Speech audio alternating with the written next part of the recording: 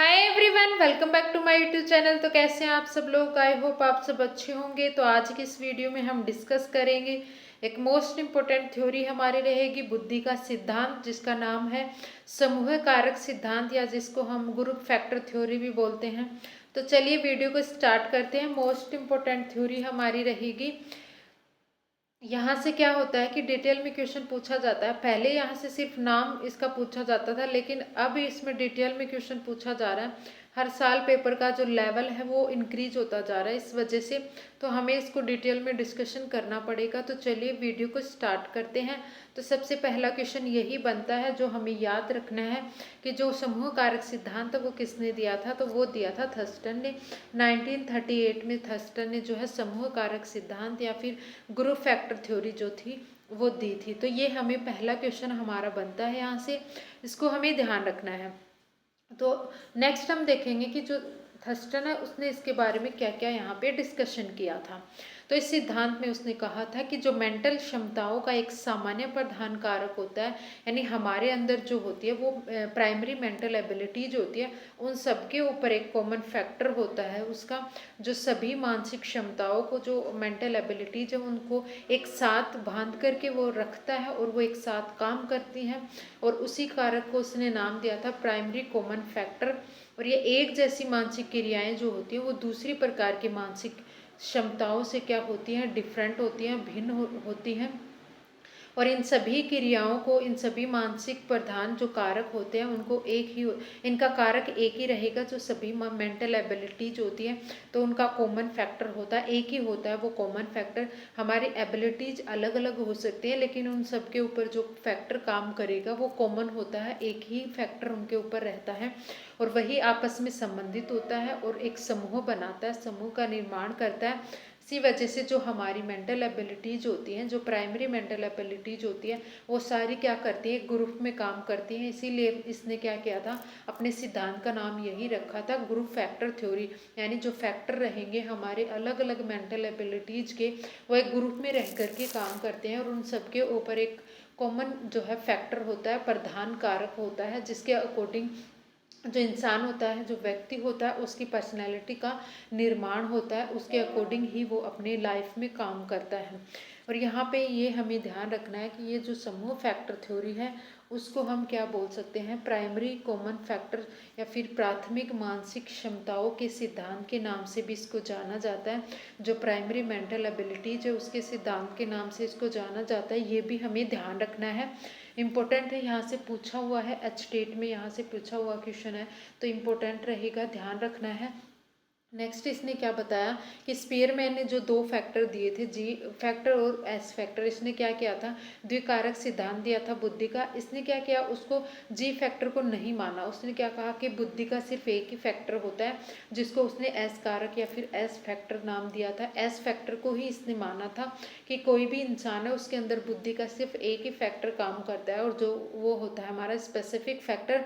और जो किसी भी इंसान में जो स्पेसिफिक फैक्टर होता है उसके अकॉर्डिंग उसकी पर्सनैलिटी का निर्माण होता है, उसकी पर्सनैलिटी बनती है, उसके अकॉर्डिंग ही वो लाइफ में जो है किसी भी चीज़ में स्पेशलिस्ट बनता है। तो यही इसने कहा था कि सिर्फ एक ही कारक रहेगा, ये हमें ध्यान रखना है। एक ही इसने कॉमन फैक्टर बताया था सारी एबिलिटीज़ के ऊपर। अब इसने जो कॉमन फैक्टर बताए थे, जो कॉमन एबिलिटीज़ यहाँ पे बताई थी उसने, जो प्राइमरी एबिलिटीज़ है, तो वो 7 प्रकार के बताए थे कि 7 प्रकार की प्रधान क्षमताएं किसी भी इंसान के अंदर हो सकती हैं, अलग अलग इंसानों में हो सकती हैं। और यहाँ पे ये भी हमें एक कॉन्सेप्ट याद रखना है पीएमए का। ये पीएमए का कॉन्सेप्ट किसने दिया था, तो ये थर्स्टन ने दिया था। पीएमए की फुल फॉर्म पूछ ली जाती है, पीएमए किसने दिया था ये पूछ लिया जाता है, और पूछा हुआ भी है यहाँ से क्वेश्चन, इंपॉर्टेंट रहेगा, आप इसको स्टार मार्क कर सकते हैं। इसकी फुल फॉर्म क्या रहेगी, प्राइमरी मेंटल एबिलिटीज, यानी जो पीएमए है उसकी फुल फॉर्म हमें ध्यान रखनी है, प्राथमिक मानसिक योग्यताएं, यहाँ पे इसकी फुल फॉर्म हो जाती है। अब हम देखेंगे कि इसने जो प्राइमरी मेंटल एबिलिटीज दी थी डिफरेंट डिफरेंट टाइप की, तो उसमें पहली हम यहाँ पे देखेंगे, पहली हमारी क्या रहेगी, शाब्दिक अर्थ एबिलिटीज या क्षमता, यानी शब्द की समझने की, शब्द के अर्थ को समझने की जिसके अंदर एबिलिटीज होती है। तो वर्बल मीनिंग एबिलिटी, जिसको वी से हम रिप्रेजेंट करेंगे, तो इसके अंदर क्या होता है कि जिसके अंदर शब्दों और वाक्यों को अच्छे से समझने की, जिनके अर्थ को समझने की क्षमता पाई जाती है, उसी को हम क्या बोलते हैं। तो पहली हमारी हो जाती है शाब्दिक अर्थ क्षमता, जिसको हमें ध्यान रखना है। नेक्स्ट क्या रहेगी यहाँ पे, नेक्स्ट हमारी रहेगी शब्द प्रवाह क्षमता, यानी जो शब्द की फ्लुएंसी होती है, वर्ड फ्लुएंसी जिसके अंदर होती है, ये एबिलिटीज हम क्या बोल सकते हैं इसको, इसको वर्ड फ्लुएंसी एबिलिटीज, जिसको डब्ल्यू से हम रिप्रेजेंट करेंगे। और इस टाइप की जो एबिलिटी जिस इंसान में पाई जाती है, तो वो क्या करते हैं, अपने शब्दों को अच्छे से यूज करते हैं। उनकी कम्युनिकेशन पावर जो होती है वो अच्छी होती है, अपनी बात को वो अच्छे से किसी के भी सामने रख सकते हैं। जैसे कवि होता है या फिर हम जो रिपोर्टर होते हैं, वो आपने देखा होगा कि कितनी लगातार वो बोलते रहते हैं, यानी अपनी उनकी शब्दों की जो फ्लुएंसी होती है वो कितनी अच्छी होती है। तो नेक्स्ट हम बात करेंगे, यहाँ पे हमारी रहेगी स्पेशल एबिलिटीज, जिसको स्थानिक क्षमता बोलते हैं। तो इसमें क्या रहेगा, स्थान से संबंधित योग्यता, यानी स्थान से संबंधित जो मैप वगैरह को समझने की जो क्षमता होती है, जो प्रतिरूप हम बनाते हैं, जैसे हमें कोई बिल्डिंग बनानी है तो उसका छोटा रूप बनाते हैं हम पहले, या फिर उसका मैप बनाते हैं, तो उस मैप को समझने की, उस रचना को समझने की जो एबिलिटीज होती है, उसको हम क्या बोलते हैं, स्थानिक एबिलिटीज बोलेंगे। नेक्स्ट हम बात करेंगे यहाँ पे प्रत्यक्षात्मक गति योग्यता, यानी परसेप्चुअल जो एबिलिटीज जिसके अंदर होती है। तो इसमें क्या होता है, जिसके अंदर ये योग्यता पाई जाती है, वो क्या करते हैं, अपनी इंद्रियों को यूज करके किसी भी बात को समझ लेते हैं, किसी भी उसके सामने कोई भी प्रॉब्लम है, कोई परिस्थिति आ गई है, तो उसको हल करने की योग्यता उसके अंदर होती है। उसकी किसी भी समस्या को देख करके वो अपनी पांचों इंद्रियों का इसमें यूज करते हैं, ये हमें ध्यान रखना है। पांचों इंद्रियों का यूज करके किसी भी समस्या को हल करने की जो योग्यता होती है, वो इसके अंदर आ जाती है। तो ये हो गई हमारी चार। पांचवी यहाँ पे हमारी रहेगी न्यूमेरिकल एबिलिटीज, तो आंकिक योग्यता, यानी जिसमें न्यूमेरिकल अंक से संबंधित जो योग्यता होती है वो इसके अंदर आती है। तो इसमें क्या होता है, इस टाइप की जो योग्यता रहती है जिस इंसान में, तो वो क्या बनते हैं, जैसे बैंकर होते हैं, अकाउंटेंट होते हैं, जो मैथ के अच्छे टीचर्स होते हैं, तो उनके अंदर ये योग्यता जो होती है वो अच्छी पाई जाती है, यानी वो अंक को अच्छे से समझ पाते हैं, उसकी कैलकुलेशन अच्छे से कर पाते हैं। तो इसको हम रिप्रेजेंट करेंगे एन से। इसका पहला ही ये लेना है, यहाँ पे पहला ही वर्ड से हम इसको शॉर्ट में राइट करेंगे। न्यूमेरिक है तो एन ले लेंगे, तो इसको एन से रिप्रेजेंट करेंगे। तो न्यूमेरिकल एबिलिटीज जो होती है, जिसमें अंक को समझने की क्षमता होती है, वो हमारी न्यूमेरिकल एबिलिटीज होती है। और किस में पाई जाती है, ये भी हमें एक दो एग्जाम्पल ध्यान रखने हैं। तो वो अकाउंटेंट है, बैंकर है, इनमें पाई जाती है। अब मेमोरी एबिलिटीज की अगर हम बात करेंगे, स्मरण शक्ति यानी याद रखने की जो योग्यता होती है, उसको बोलते हैं मेमोरी एबिलिटीज। यानी बहुत सारे इंसान आपने देखे होंगे एज इट इज चीज़ों को याद रख लेते हैं, सालों तक याद रख लेते हैं। तो वो उनके अंदर कौन सी एबिलिटीज अच्छी होती है, वो मेमोरी एबिलिटीज उनके अंदर अच्छी होती है। इसको एम से रिप्रेजेंट करेंगे। तो याद रखने की जो योग्यता होती है वो हमारी हो जाती है स्मरण शक्ति योग्यता।